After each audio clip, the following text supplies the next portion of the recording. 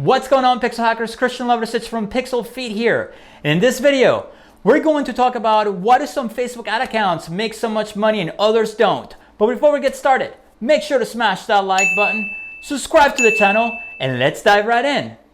So one thing that I see brought up all the time is people complaining when they tried something that they saw on a YouTube video or one of these long posts in a Facebook group. We'd all seen them where like, I did this and I did that and I got 50x ROAS, and then you go try it on your own ad account and it doesn't work. And the reason for that is because no two Facebook ad accounts are ever the same. They're not. They're just not. There's too many factors at play. So I'm going to go over a few accounts that I pulled up on here. I'm going to tell you why they work, why they don't, and what you can do to improve your own results inside your accounts so you can make more money and so you can scale your brands. Okay, so let's get started. So I got account number one here in front of you guys. And we all been, amazed by some of those screenshots that we see out there. We see the Shopify screenshot with millions of dollars, or you see the ad account with like 30x ROAS, 20x ROAS, or 40x ROAS. The reality is that depending on the product, those numbers can change drastically, right? And people can manipulate the dashboards to make it look like it's a lot of money, but in reality, it isn't, okay? So what I did here, I'm pulling the numbers from November till February 15th of 2022, okay? And we look at this account, right? We see that there's $124,000 spent, $124,771 spent. And when we go over here, you can see ROAS of 23, 20, 13, 11, 10, and that's not even accurate because we know the reporting on Facebook is off. Now, I could go in here and try to explain this overly complicated setup that's bringing me all these results and how I went with like manual bid of like the sniper method when I changed the bid by 1 cent just to pick the perfect bid on the auction, and that's what brought me the results. Well, the reality is that this account, it's a very simple setup. We have an interest-based campaign, a campaign that brings in leads, a retargeting campaign that goes after people who visited the site or checked out or added to cart but didn't complete the purchase, right? And that's it. Some lookalikes. That's it. Well, if that's all I'm doing, how am I getting those results? Well, here's the reality of this account. This is a very expensive product that's between $300 to $500, right? Number one. So guess what? That right there on its own is going to give you you're going to make a lot of money back on it. Okay, that's number one. Number two, no one else in the world has this product. They don't have a competitor. And the people who like this product, they're very passionate. I'm talking about hardcore. They buy it on the spot as soon as they see the ad.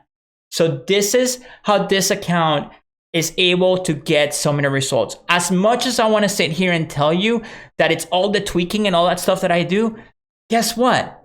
The product is doing a lot of the heavy lifting. I'm just putting it in front of the right people, okay?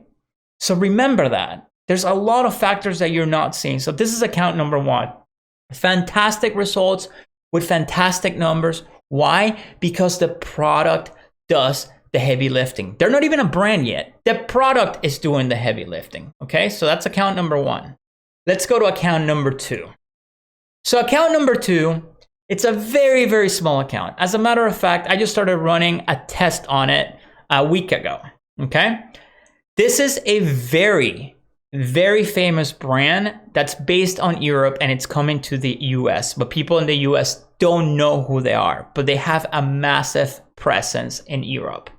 And just with the small money that I have spent, which is $243, which is crazy to me, it's basically nothing, we're getting between 9 and 4x ROAS on this account, okay?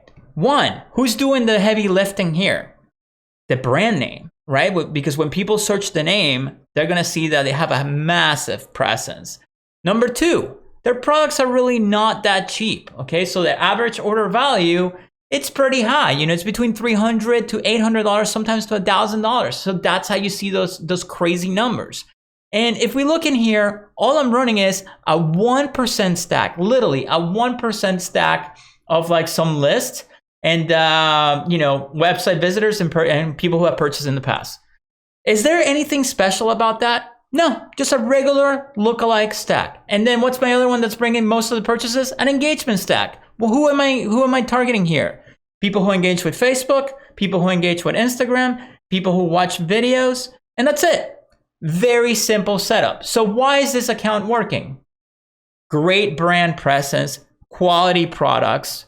When people go searching for them, they know they're out there. They have the history behind it. They've been around for like over 50 years, okay? Their ads, there's nothing special about the ads. You know what the ads are? Because they're very picky about what they want to do, and I fought them all the way down on this. They wanted a carousel ad with the most bland ad copy ever that I still complain about to this day, because I know I can get better results if they just let me do my thing when it comes to the creative and the actual copy that goes with it. It's so bland. If I could show you guys the creative and the copy, you guys will be like, oh my God, that is the worst ad possible. And yes, I will agree with you. So there's that one. That's account number 2, okay? Let's go to account number 3, okay? So what is this? This is another account that makes a lot of money, right? 10x, 8x, 5x, 4x, 3x, 2, whatever, okay? The reality behind this account is that this is all retargeting campaigns. We don't run prospecting campaigns on this account. So how are we able to get these results for this account, that are so high? Massive organic presence. Massive organic presence. The product is not unique. It has 1 million competitors in the market. The only difference is that the founder of this product is the face of the brand, and she's been doing this for years and years and years. Like, I think it's like 30 years or something like that. So there's so much content out there from this brand that all we have to do is just retarget and we get crazy results. And then, some of these are off right here because those are like temporary promos that we ran or whatever, but they bring crazy, crazy amount of money, okay? Brand, are you guys starting to get this? This is a brand, okay? Now, as we move down, you're gonna start to see, you're gonna be like, oh, like the epiphany is gonna happen. So, brand that's been out there forever, crazy results, all retargeting. We don't run any prospecting campaigns on this account whatsoever. All we do is we'd run a quiz, we'd run some retargeting campaigns, and every time they have a promo, we put it out there. And, they have a massive presence everywhere. So, they concentrate on retargeting with Facebook. Let's go to account number 4. Here's where the reality check starts to hit. All right, so this is a very special product. It's a new product. They have one competitor. This is a brand new account, brand new store. So the stores don't even improve them. We've been improving the conversion rate optimization in the store as we go. We've been testing new creatives. We've been testing new offers. We've been testing everything that we can, and even different price points.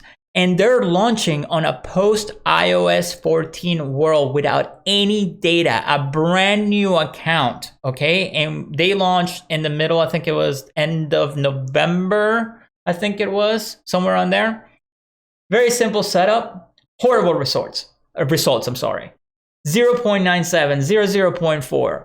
We still haven't found the sweet spot. We still don't have enough data to really get the ad account going. If you guys have watched my previous videos on my own brand that I launched, and it's been very difficult to scale, which by the way, I'm gonna record a video on that pretty soon, probably next week or so, to give you guys an update.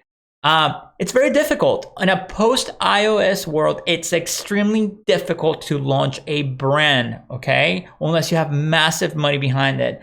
The guys who created this product, who created this store, and the reason why I took them on is because I believe in the product, and eventually we're gonna get there as we keep moving forward and gathering data, is because it's unique and they're doing the right thing. They know how much work it's gonna take, and it's gonna take off at some point, but there's a lot of testing. There's a lot of testing that goes behind it, and we keep moving forward and moving backwards. We've only spent, close to $6,000, but again, what we're doing is gathering data.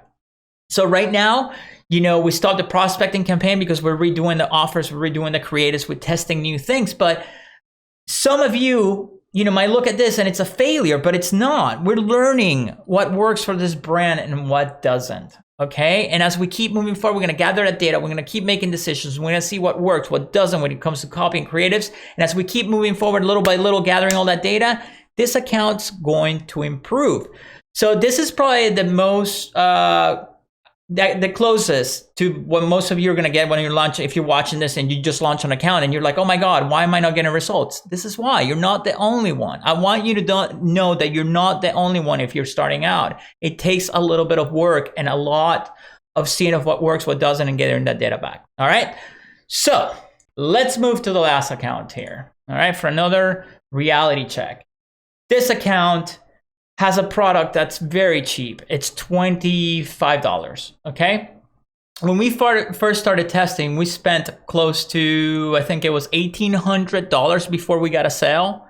So $1,800 before we got a sale. Testing a bunch of different creatives, a bunch of different copy.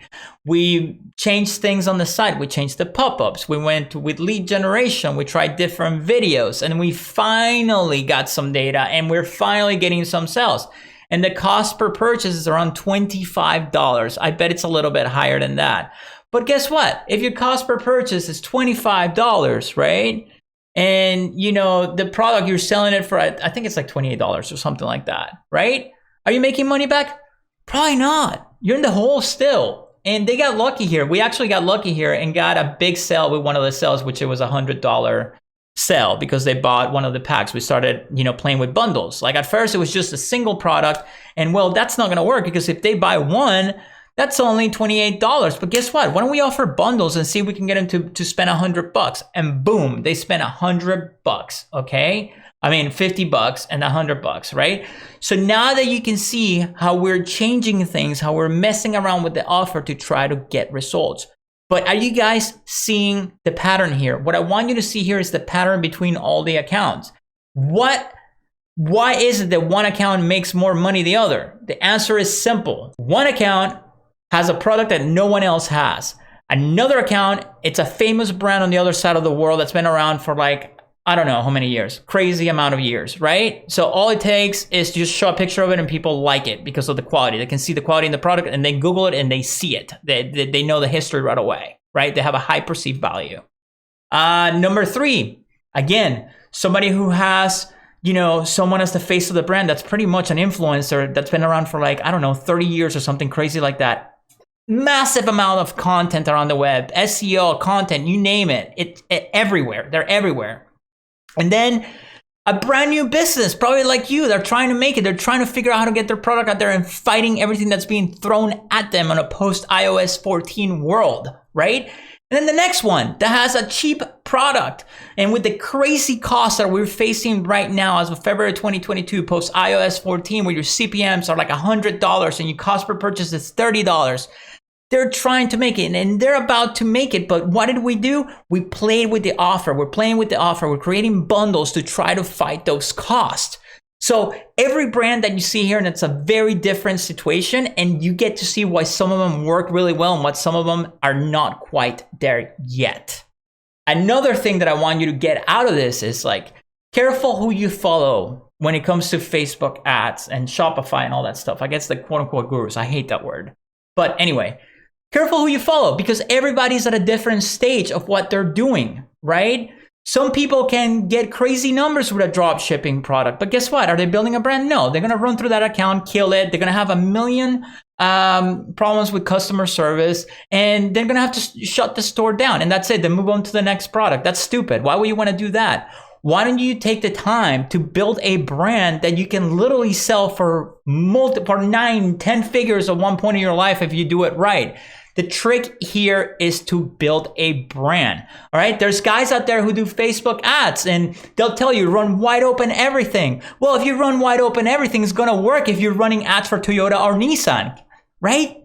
Of course that's going to work. But you think that running wide open just for a little brand that's starting out and they're under the first week of Facebook ads spending, $100 a day or $50 a day, you think that's going to work? You might get a seller too, but unless you have a super unique product, again, like the first brand here, it's probably not going to work. So basically what I'm getting at here is that if you're starting out, don't give up. Number 2, don't compare yourself to other people like me or people that are posting all these crazy screenshots. Do what works for you. And 3, follow the person that does the same thing that you do, okay? Because that's most likely what's gonna work for you. The guy who's running ads for Nissan, Toyota, and all that stuff, I'm sure they're crazy smart. They get crazy results for these brands, but it's a completely different approach from when you're just launching, getting started. You're 6 months into your business and you have a small budget. So basically, I want you to follow people that are on the same page as you, that are in the space of reality when it comes to Facebook ads, where most people are small businesses, and don't go by this crazy stuff of like, oh yeah, you just wide open daba everything and the world is great. All right. So I hope you understand now why some accounts make more money than others, and I hope you have learned something from this. Guys, if you like that video, make sure to check out the links in the description below. Help support the channel. And if you want to keep learning about Facebook ads and digital marketing in general, make sure to check out one of the videos right above me. And I will see you guys in the next video.